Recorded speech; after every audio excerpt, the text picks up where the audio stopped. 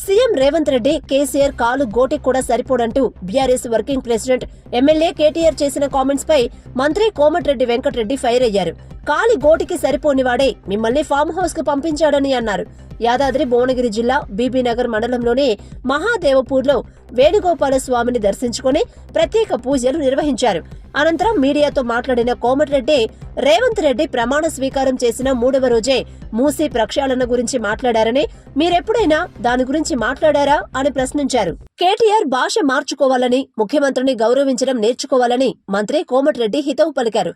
Revanth Reddy independent ZPTC నుంచి CM అయిన వ్యక్తి అని, నువ్వు కేసీఆర్ పేరుతో దొంగ మాటలు చెప్పి ఎమ్మెల్యే అయ్యావని విమర్శించారు. రేవంత్ రెడ్డి చిటికెన వేలుకు కూడా సరిపోవంటూ కేటీఆర్ పై ధ్వజమెత్తారు. కేటీఆర్ అహంకారంతోనే నల్గొండ జిల్లాలో 1000 ఓట్ల మెజారిటీతో ఎమ్మెల్యేలుగా కాంగ్రెస్ అభ్యర్థులు గెలిచారని చెప్పారు. కాంగ్రెస్ పార్టీ చెప్పిందంటే చేసి చూపిస్తుందని తెలిపారు.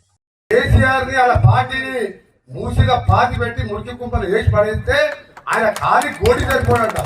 ముఖ్యమంత్రి అనే పదవికి, ముఖ్యమంత్రి అనే వారికి ఎవరు ఆ కుర్చీలో ఉన్న గౌరవం ఇవ్వాలి. కేటీఆర్ కి ఎంత అహంకారం అంటే ముఖ్యమంత్రి పట్టుకొని ఖాళీ గోడి అంటాడా? నేను ఒకటే చెప్తున్నా, కేటీఆర్ మిస్టర్ బచ్చాగాలివి, రేవంత్ రెడ్డి ఏది గోడి కూడా పనికిరావు.